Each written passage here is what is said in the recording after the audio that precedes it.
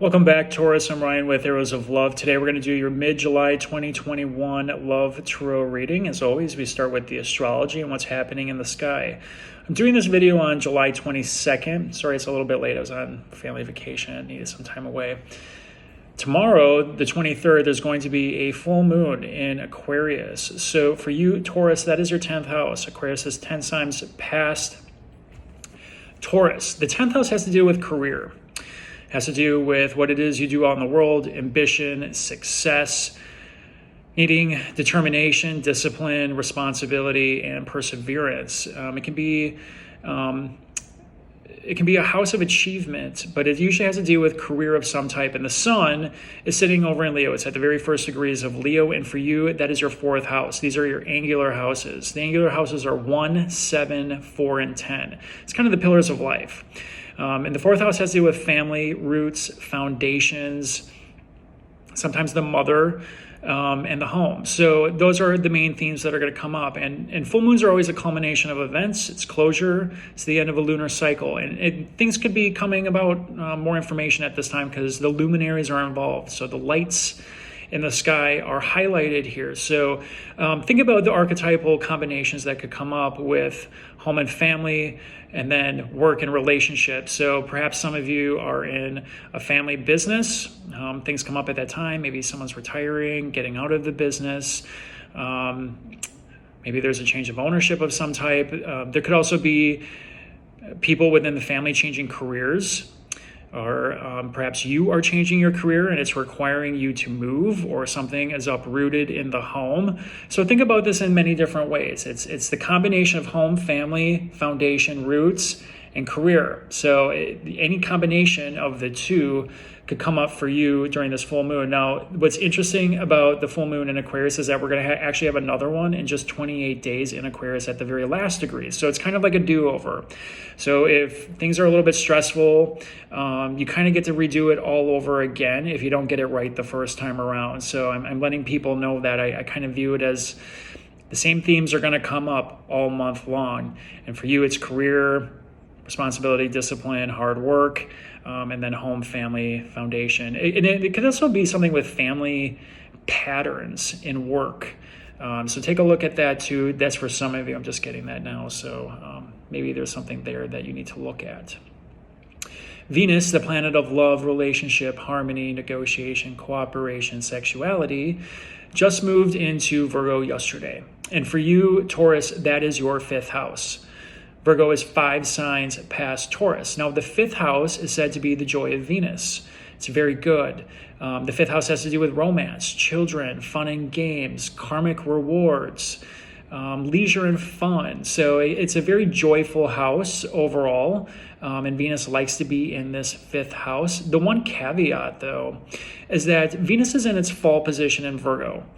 Venus is exalted in Pisces, and that's the exact opposite sign of Virgo. So it's at its depression in the sign of Virgo. So when I think about this in terms of love and romance and children and fun and games, perhaps someone bursts your bubble, or perhaps there's a reality check in love, or perhaps there's some complications perhaps with a pregnancy of some type. So I'm not saying someone's going to lose a baby, but you could run into some complications over the next 3.5 weeks because Venus just doesn't do quite as well in Virgo. And it's really the archetypal tension between head and heart. So think of it this way. Venus in the 5th, fun and games. I'll just give you a quick example of what this could be. So let's say Taylor Swift is going on tour. I don't think she is, by the way. I am a Taylor fan, but I don't think Taylor's touring right now. But let's just say she is, and she's coming to your city, and you really want to go to this concert, and you look, and the minimum price for tickets is $250, and you're like, oh my gosh, but you would really like to be in the first row, and that's $1,500, and you keep going back and forth. You're like, can I really do this? Should I really be spending the money to go see Taylor in front row tickets and spend that type of money, or can I settle for something, up in the nosebleed seats, still see her, but only spend maybe $250 instead? It's this rationalization of wanting to have fun, going out and, games, music, leisure, sports even, and it's still having a rational side to not go overboard, because Venus right now, as of today, the 22nd, is making an opposition over to expansive Jupiter, and this always points to some type of extravagance, going overboard, overindulging, possibly with purchases, because it's your fifth house. So it's just kind of like overdoing it to a certain extent. And that's just one example. It's buying the $1,500 front row ticket instead of something maybe less expensive where you can still afford to put, food in the fridge and do other things all month and pay rent or your mortgage or whatever. So you have to kind of balance between the desire to go and have fun and the rational side of, can I actually do this? Is this really the responsible thing to do? So you kind of have to balance the two. As far as love goes, it could be the same thing, where you meet someone and you're like, wow, this is like such a great connection. You're feeling like overjoyed about it. And then facts come out where you're like, oh, maybe this isn't as great as I thought it was going to be. Because that Venus, Jupiter is always extravagance. It's always over the top. And it's teaching you, there's limits by which we want to go through romance. We don't want to go through the extreme highs or the extreme lows. We want to be somewhere in between. But in order to understand that, you actually have to go through it. So I want you to be aware that's the energy right now in the sky. But like I said, the fifth house, it could be something just kind of taking purchases for the home overboard, recreational fun overboard, romance overboard. You just have to kind of be careful of that because Venus is sitting in its fall position in Virgo. So that's what's happening in the sky. The full moon's hitting career and family. Venus is sitting in that fifth house of fun, romance, and children. So some of you, you might actually learn someone in the family is getting pregnant. A friend maybe is getting pregnant. Maybe someone at work is getting pregnant because the fifth house has a lot to do with children as well. So that's another archetypal theme that comes out of that fifth house. Or maybe they're having problems with children. That's another one. Maybe a boss is having a problem with children. So just giving you some examples of how this could possibly play out for you. All right, so we're going to do the cards. I'm going to do a modified Celtic cross for you today.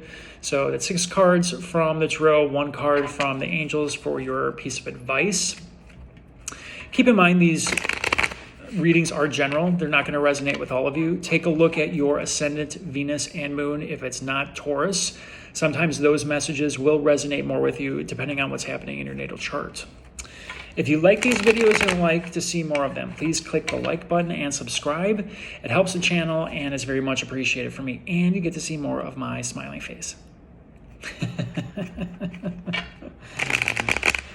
Looking a little hairy, but giving it a go, see what happens. So,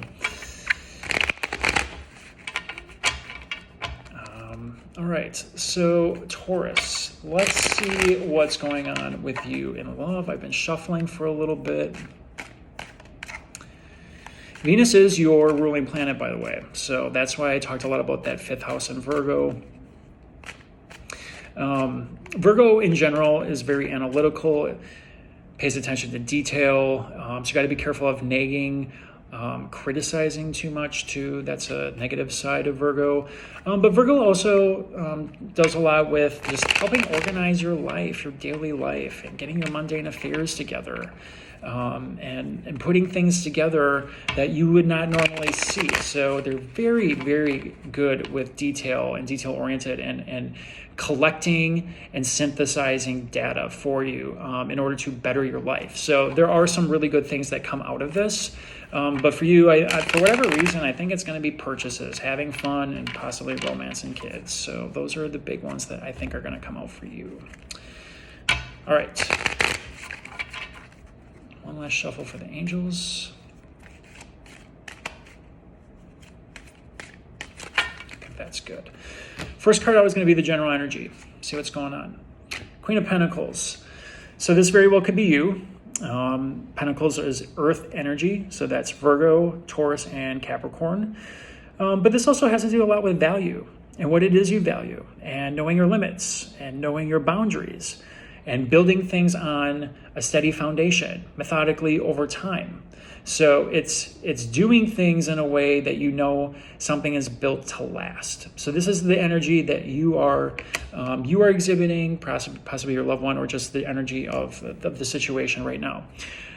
Second card out is going to be the immediate influence. This is what's crossing you. Justice. Yeah, so there could be some big decisions to be made here.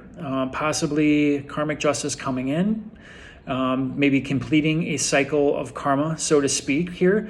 But justice in a love reading usually points to a rebalancing of sorts. You'll notice that the scales of justice are sitting here. This is also the card of Libra, which is also ruled by Venus. So, right now, this could go either way. Maybe you're making a decision to take things to the next level. Maybe you're making a decision to rebalance something in the relationship that's been an imbalance lately. And some of you might be just ending something, but we'll see. We'll pull more cards overall. But generally speaking, the Justice card is calling you to rebalance something here. And it could be related to finances. Don't want to overspend, like we talked about. This is the future position. So King of Swords. So you have a lot of cards. You might want to take a look at Virgo. I just did the Virgo video, and you're getting a lot of the same cards. King of Swords is a no BSer. It's the truth coming out. It is making decisions, and there is some finality to this. It's taking the emotion out of it. It's being rational. It's using the rational mind, and that's where Venus is sitting right now in Virgo. Virgo is ruled by Mercury. Mercury is an intellectual, rational planet. It doesn't do well with emotion. So in the future position, this is saying something's coming about, something's coming to light. Could be something with the full moons coming up here. Decisions are going to be made, and it's pretty much a no BS type situation. Distant past. What is going on here? Six of Swords. So you left something behind. Perhaps something is coming back in. Sometimes, Venus and Virgo will do that. So, you're trying to leave something behind. You're trying to leave a situation behind that wasn't fulfilling. You're trying to leave a situation behind that didn't match your values. Something that maybe pushed your buttons. I'm getting that for some of you. Like, oh, you're really irritated about something. And you're just like, I'm done with this. I'm not putting up with this situation. Decisions were made, finality came in, and you were out. So we'll see what this is all about. This is the recent past. Yeah, it's someone you cut off. Someone that you left out in the cold, Taurus.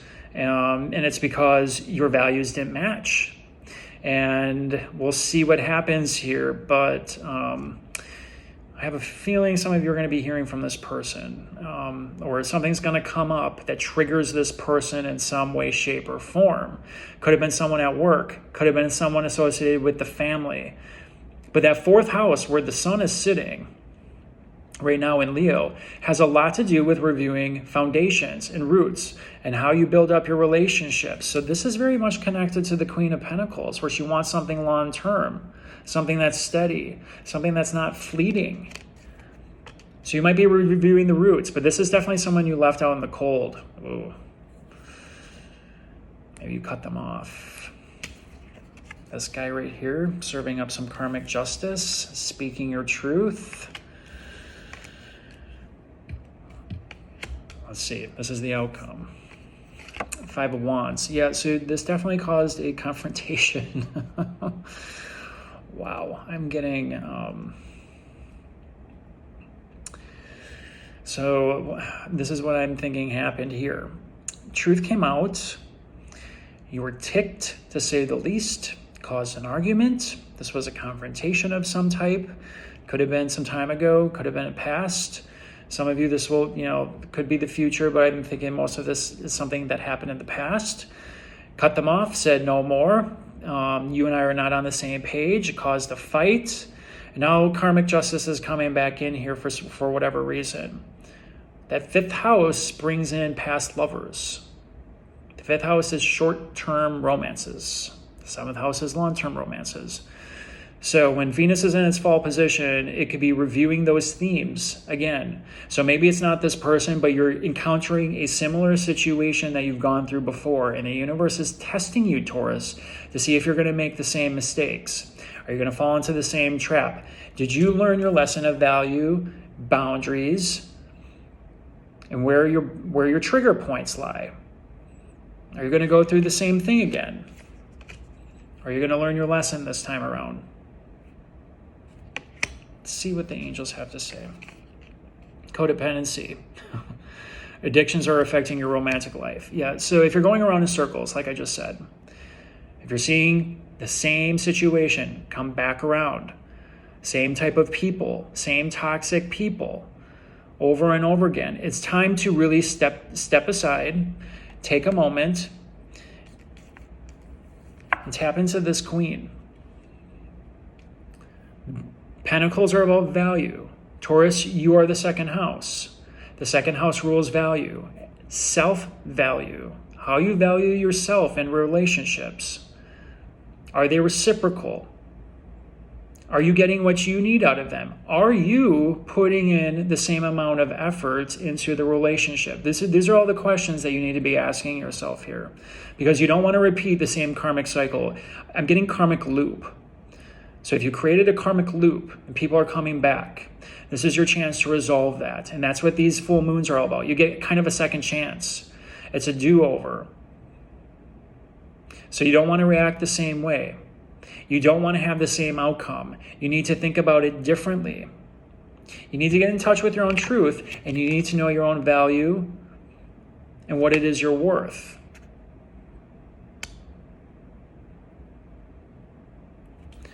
The scales of justice are at play here. So there are karmic ties here that need to be worked out. But it's definitely someone that you've cut off, someone that created some conflict and battles, and someone you may not have talked to in a while. Or it's the repeating of the cycle.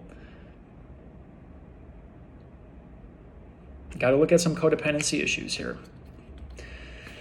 Are you afraid to be alone? And you're just willing to accept whatever comes your way because you don't want to be alone? Are you associating love with conflict? That's for some of you, not all of you. It's all about value here. It's knowing your boundaries, and it's communicating those boundaries in a very matter-of-fact type of way. There's no gray area here. You have to communicate them, and you have to do it in an unemotional way so you don't repeat these same cycles, because it's you trying to leave something behind here. Toxic people, toxic situations, toxic thinking, toxic patterns, toxic habits. It all is coming up here for review. And it's all happening in this fifth house.